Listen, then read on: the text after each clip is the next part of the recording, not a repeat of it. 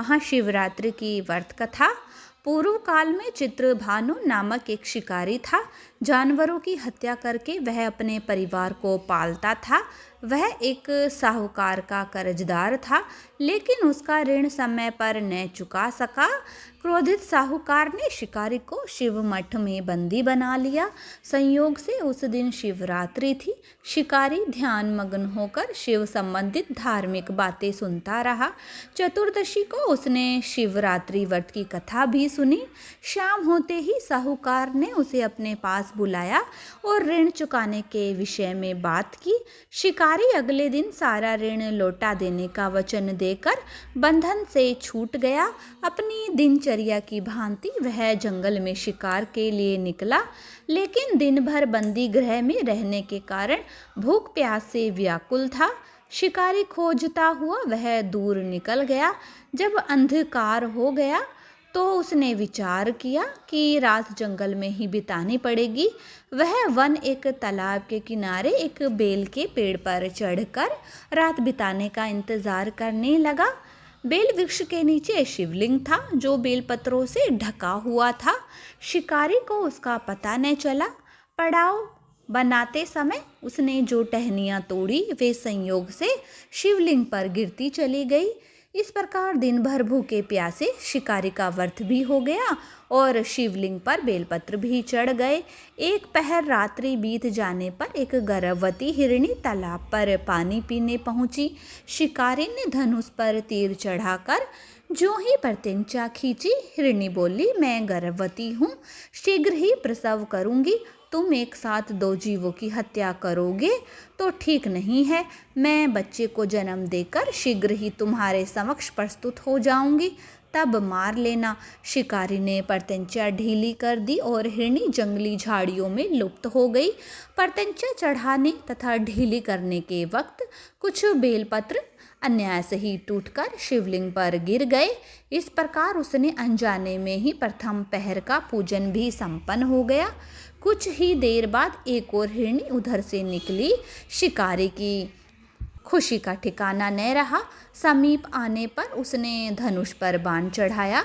तब उसे देख हिरणी ने विनम्रतापूर्वक निवेदन किया, हे शिकारी, मैं थोड़ी देर पहले ऋतु से निवृत्त हुई हूँ, कामोत्तुर विहरणी हूँ, अपने प्रिय की खोज में भटक रही हूँ। मैं अपने पति से मिलकर शीघ्र ही तुम्हारे पास आ जाऊंगी।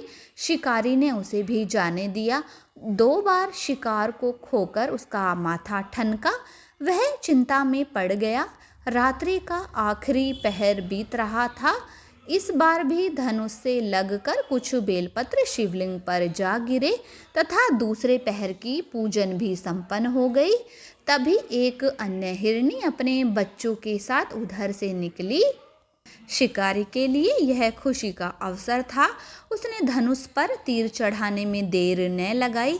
वह तीर छोड़ने ही वाला था कि हिरणी बोली, हे शिकारी, मैं इन बच्चों को इनके पिता के हवाले करके लौट आऊंगी।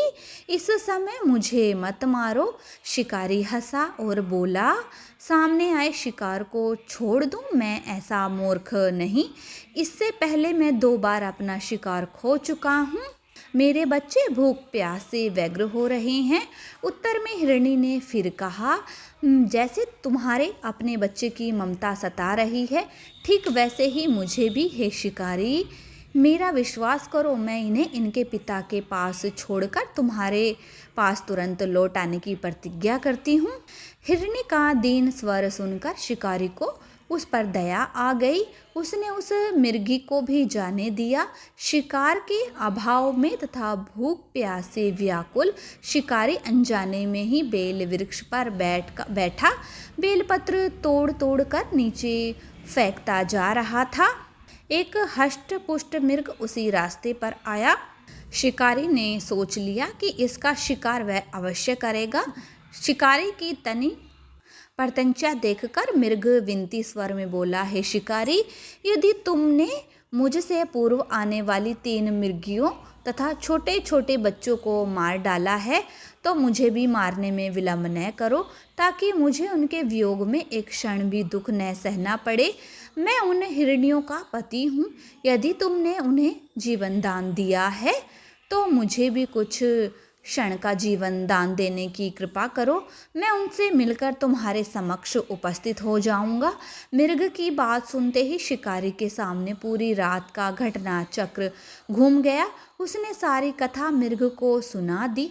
तब मृग ने कहा, मेरी तीनों पत्नियां जिस प्रकार प्रतिज्ञाबद्ध होकर गई हैं, मेरी मृत्यु से अपने धर्म का पालन नहीं कर पाएंगी। अतः जैसे तुमने उन्हें विश्वास पात्र मानकर छोड़ा है, वैसे ही मुझे भी जाने दो। मैं उन सब के साथ तुम्हारे सामने शीघ्र उपस्थित होता हूँ। शिकारी ने उसे भी जाने दिया।